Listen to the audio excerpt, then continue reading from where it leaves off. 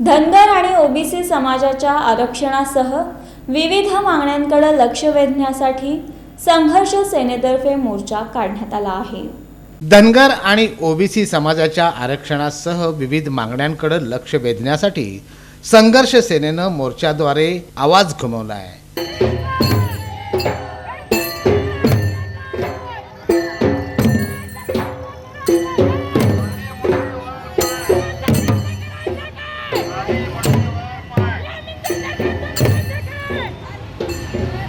चार हुतात्मा पुतळ्यापासून या मोर्चास प्रारंभ झाला।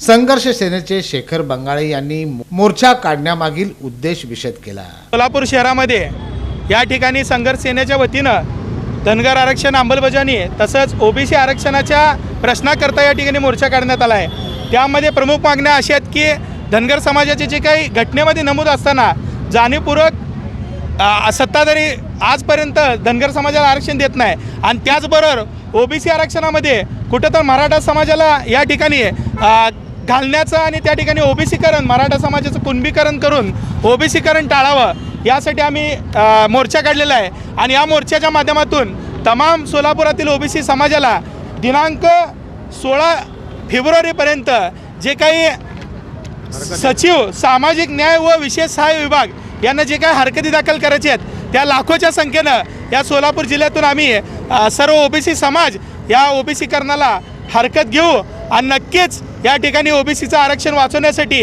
आज आम्ही मोर्चा काढला।